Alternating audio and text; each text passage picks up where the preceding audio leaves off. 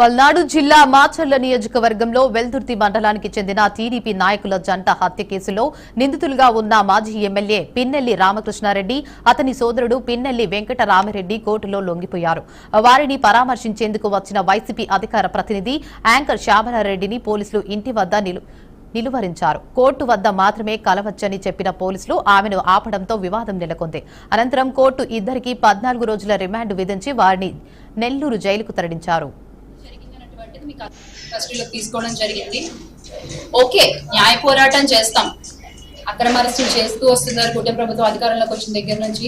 Definite గా న్యాయస్థానాలపై మాకు నమ్మకం ఉంది. న్యాయ పోరాటం చేస్తాము. అంతిమంగా సత్యమే గెలుస్తుంది అని మా నాయకులు నమ్ముతారు, మేము నమ్ముతాము. కానీ ఈ జరిగిన సినారియోలు ఒకసారి మీరు చూసుకున్నట్లయితే ఇది ఎలా సాధ్యమైంది, ఎవరు మనసు పెట్టి పనిచేస్తే ఈ రోజు నీ కుట్ర అంతా కూడా జరిగింది అన్నటువంటిది మీకు అర్థమైపోతుంది.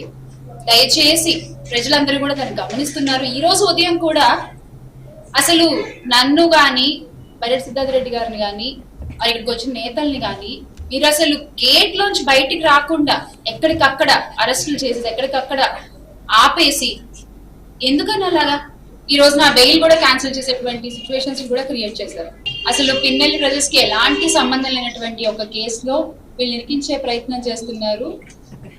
ప్రస్తుత కూటమి ప్రభుత్వం అయితేనేమి, ప్రస్తుత అధికారులు అయితేనేమి ఎందుకు ఎలాంటి సంబంధం లేదు అని గట్టిగా చెప్తున్నాము అంటే, ఏదైతే ఇష్యూ జరిగిందో, జంట హత్యలు జరిగాయో కరెక్ట్ గా అదే రోజున జరిగిన అరగంట లోపే అప్పటి ఎస్పీ శ్రీనివాసరావు గారు సంఘటనా స్థలానికి వెళ్ళడం జరిగింది.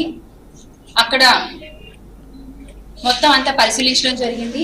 ఆ రోజున మీడియా వేదికగా ఆయన స్టేట్మెంట్ ని కూడా ఇవ్వడం జరిగింది. సంఘటన జరిగిన ఒక గంట వ్యవధి లోపే అన్నిటికీ కూడా సరైన సమాధానం చెప్పే రోజు దగ్గరలోనే ఉంది. పిన్నెల్లి రామకృష్ణారెడ్డి గారు కానీ ఆయన సోదరుడు కానీ ఎటువంటి తప్పు చేయలేదు అని ఖచ్చితంగా విశ్వసిస్తూ నమ్ముతూ ఎప్పటికైనా సత్యమే గెలుస్తుంది.